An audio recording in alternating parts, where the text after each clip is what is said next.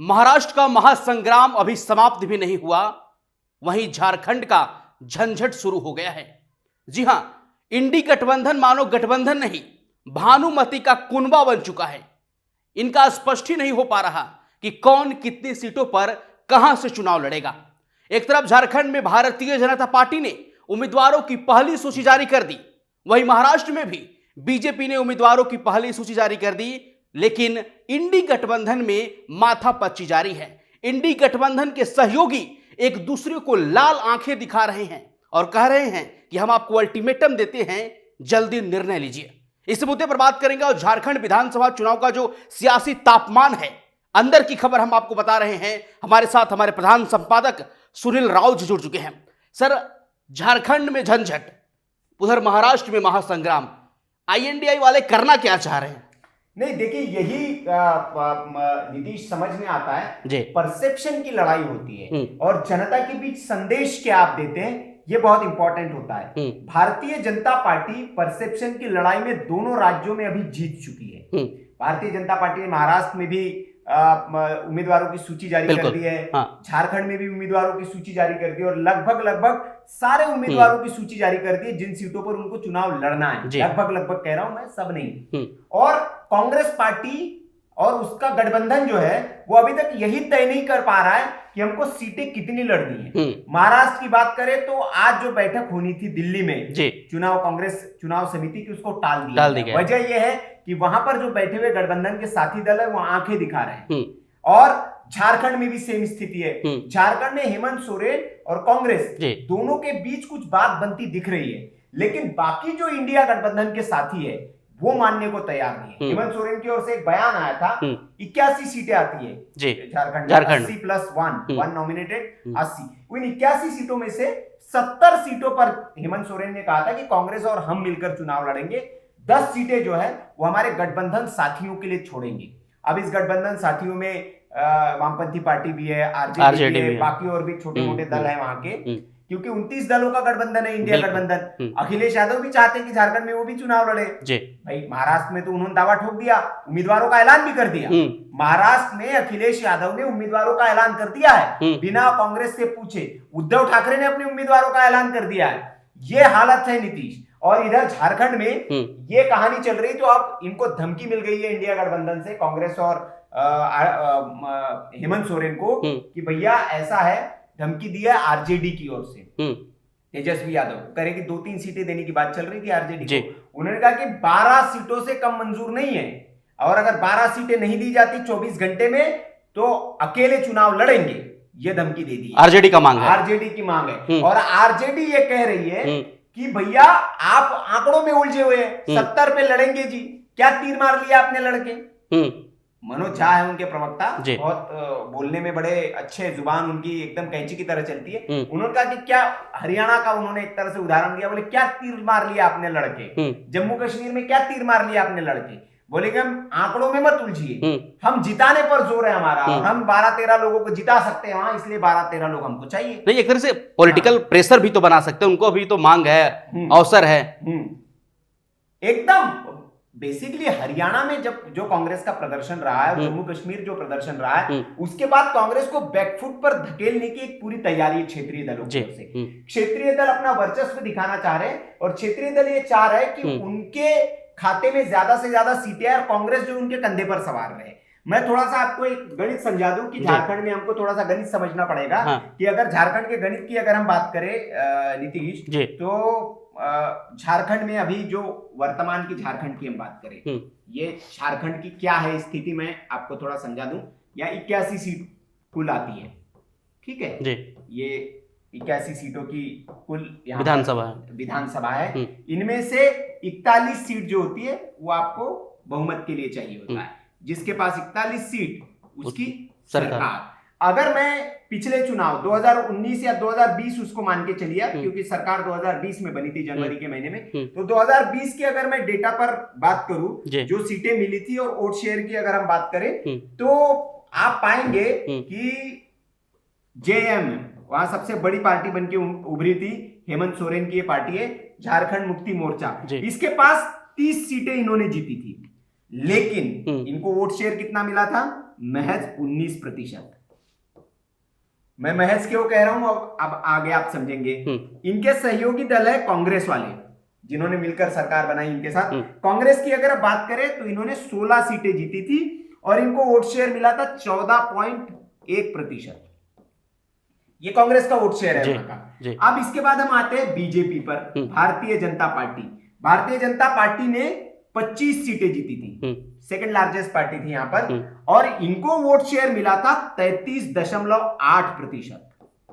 मतलब अगर आप इन दोनों का वोट शेयर जोड़ लेंगे तो उससे भी लगभग उतना ही वोट शेयर जो है वो भारतीय जनता पार्टी को मिला था। और सीटें भी आप देखेंगे तो 30 से थोड़ी सी कम है, लेकिन आप देखिए 30 सीटें 19% में जीत गई थी। अब इसके बाद झारखंड विकास मोर्चा है, जेवीएम, इनको देखेंगे तो इनके 3 उम्मीदवार जीत के आए थे और इनको जो है वो 5.5% वोट शेयर मिला था। इसके अलावा अगर मैं बात करूं आजसू एक है जो भारतीय जनता पार्टी गठबंधन इस बार चुनाव लड़ने जा रही है, जिसको हम हिंदी में लिख देता हूं आजसू। इसको 2 सीटें मिली थी और इसको वोट शेयर मिला था आपका 8.2%। अब आप देखिए 8.2%, और ये भी चुनाव लड़ रहे हैं इस बार भारतीय जनता पार्टी और ये मिलके। तो अगर ये वोट प्रतिशत रिटेन ये कर जाते हैं तो भारतीय जनता पार्टी की स्थिति बहुत मजबूत है वहां पर झारखंड में। ये मैं क्यों बता रहा हूं, क्योंकि आपकी लड़ाई ऐसे कंटेंडर से है और इसमें एलजेपी की भी एंट्री हो गई है।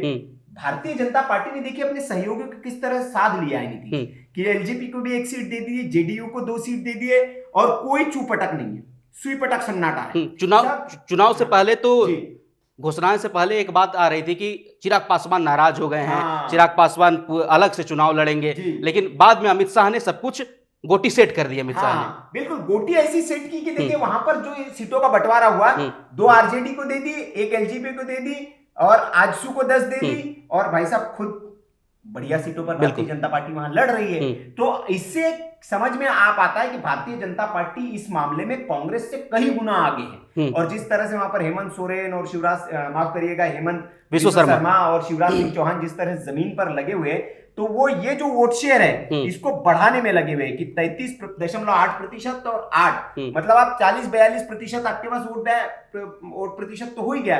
इसको बढ़ाकर ये इनकी जो रणनीति है कि 50% इसको ले जाया जाए, और इतना वोट शेयर आएगा तो कांग्रेस और तो कहीं टिक नहीं पाएंगे। और मुझे लगता है कि कांग्रेस को कहीं ना कहीं ये लग रहा है, कांग्रेस ने पहले ही हथियार डाल दिए, इनको लग रहा है कि हारी हुई लड़ाई है। अब इसीलिए कांग्रेस जो है, हालांकि ये आप मैं ये टेली इसलिए भी समझा रहा था, हम थे तेजस्वी यादव पर कि तेजस्वी यादव इस टेली में कहीं पे नहीं है, कहीं नजर आ रहा है आपको? नहीं, 1 सीट भी नहीं है। लेकिन तेजस्वी यादव कह रहे हैं कि हम 10-12 सीट जीत सकते हैं। महाराष्ट्र में अखिलेश कह रहे हैं कि हम भी, हालांकि उनकी 2 सीटें वहां हैं, लेकिन वो कह रहे हैं कि हमको भी चाहिए। तो ये वहां का गणित है नीतीश, और एक तरह से दबाव बनाने की कोशिश है कि बिहार से, चूंकि अविभाजित बिहार का हिस्सा रहा है झारखंड, तो आरजेडी दावा करती है कि उनका भी वहां वोट बैंक है। हालांकि पिछली बार कुछ करिश्मा नहीं कर पाए हो, लेकिन वो दावा करते हैं कि 10-12 सीट जीत सकते हैं। तो इसमें सबसे बड़ा टेंशन अब 24 घंटे की मोहलत दी हुई है। महाराष्ट्र के महाझंझट से तो निकल नहीं पा रहे हैं कांग्रेस वाले राहुल गांधी, अब ये नया झंझट इनको दे दिया है। तो कैसे इसमें से निकलेगी कांग्रेस पार्टी के लिए अपने ही चुनौती बनते जा रहे हैं। जिस इंडिया गठबंधन को भारतीय जनता पार्टी के हराने के नाम पर बनाया गया था, वही इंडिया गठबंधन अब कांग्रेस के लिए गले की फांस बनता जा रहा है। इस तरह की सिचुएशन इंडिया गठबंधन के सामने, मतलब कांग्रेस पार्टी के सामने आ गई है। उधर अखिलेश वहां टेंशन बढ़ा रहे हैं महाराष्ट्र में, इधर आरजेडी टेंशन बढ़ा रही झारखंड में। इस बार झारखंड विधानसभा चुनाव की बात करें सर, तो इससे पहले हेमंत सोरेन भ्रष्टाचार के मामले में जेल गए। उसके बाद से निशिकांत दुबे जो सांसद हैं बीजेपी से, लगातार संसद में बोल रहे थे कि मुसलमानों की जनसंख्या बढ़ रही है वहां पर, और आदिवासियों के संसाधनों को छीनकर हेमंत सोरेन सरकार मुसलमानों को डिस्ट्रीब्यूट कर रही है। तो क्या ध्रुवीकरण जो है, तुष्टीकरण की जो राजनीति है बीजेपी का, क्या इसका फायदा विधानसभा चुनाव में मिल पाएगा, या भ्रष्टाचार का जो उन पर आरोप लगा, जेल गए, इसका कहीं बेनिफिट बीजेपी को मिलेगा इस चुनाव में? नहीं, तुष्टीकरण इसको नहीं, तुष्टीकरण तो अलग चीज हो गई नीतीश। ये ध्रुवीकरण की राजनीति है जो आप कह रहे हैं, कि एक बेसिकली वहां मुद्दा भी है। मतलब आप देखेंगे कि वहां पर भारतीय जनता पार्टी स्थानीय मुद्दों को ही पकड़ती है, और वहां पर जिस तरह से अब पिछले चुनाव में अगर हम देखें या लोकसभा चुनाव में जो भारतीय जनता पार्टी को वहां पर अगर थोड़ी सी मुंह की खानी पड़ी तो उसके पीछे रीजन यही बताया गया कि आदिवासी वोट बैंक जो है वो भारतीय जनता पार्टी से खिसक गया, तो उसी को वो रिटेन करने के लिए आदिवासियों से जो जुड़े मुद्दे हैं, संथाल परगना की वहां पर बात है। भारतीय जनता पार्टी की जब सरकार थी तो अलग संथाल परगना की मांग को लेकर वहां पर आदिवासियों ने एक संथाल परगना कोड को लेकर वहां पर एक मुद्दा है, स्थानीय मुद्दा, तो उसको कहीं ना कहीं दरकिनार करने के लिए कि भैया आप ये कोड और ये लेके क्या करेंगे, आप तो आपका अस्तित्व ही संकट खतरे में, और वो खतरे में किसकी वजह से, मौजूदा सरकार की वजह से, कांग्रेस और जो हेमंत की सरकार है, सोरेन की सरकार है, क्योंकि वो जो है वो घुसपैठियों को शरण दे रहे हैं, वहां पर जमीन आपकी कब्जाई जा रही है, आदिवासियों को बेदखल किया जा रहा है, तो इसलिए भारतीय जनता पार्टी ने ये मुद्दा वहां उठाया और ये काम करेगा चुनाव में, ये काम करेगा नीतीश, इसका भारतीय जनता पार्टी को लाभ होगा। दूसरा मुद्दा तो है ही करप्शन का मुद्दा, तो शिवराज सिंह चौहान हो या हेमंत सोरेन हो, इन्होंने उठाई रखा है, वो कह रहे कि करप्ट मुख्यमंत्री है, आपके संसाधनों को लूट रहे हैं, आपके लिए कुछ कर नहीं रहे हैं, तो ये मुद्दा तो है ही वहां। दोनों मुद्दों का लाभ भारतीय जनता पार्टी वहां लेगी। किसकी स्थिति मजबूत लग रही है सर वर्तमान परिदृश्य को देखते हुए? वर्तमान परिदृश्य मैंने आपको बता दिया नीतीश कि अभी की जो लड़ाई है उस लड़ाई में भारतीय जनता पार्टी और आजसू का जो गठबंधन है वो एज लेते हुए दिख रहा है। आप अभी तक उहापोह में फंसे हुए हैं। आपकी मुलाकात हुई हेमंत सोरेन की और राहुल गांधी की, लेकिन आप अभी तक ये तक तय नहीं कर पाए कि आप कितने सीटों पर चुनाव लड़ेंगे और आपकी सूची तक नहीं आई है। दोनों जगह आपका यही हाल है। तो ये अभी तक की लड़ाई में भारतीय जनता पार्टी एज में नजर आ रही है। जिस सिलसिलेवार तरीके से हम आपको डेटा के माध्यम से समझाएं कि किस तरीके से झारखंड में जो इंडी अलायंस है उसमें सियासी उठापटक जारी है, तो एक तरफ बीजेपी जो एनडीए अलायंस है झारखंड में, बीजेपी ने लिस्ट भी जारी कर दी, लेकिन अभी भी इंडी अलायंस में कोई लिस्ट नहीं जारी है। तो झारखंड में विपक्षियों के लिए झंझट लगातार जारी है, और इस विश्लेषण पर आप क्या राय रखते हैं कमेंट करके जरूर बताएं, और आपके नज़र में झारखंड में किसकी सरकार बन रही है अपनी राय कमेंट में जरूर बताएं। बाकी खबरों के लिए आप बन रहे हमारे साथ। धन्यवाद।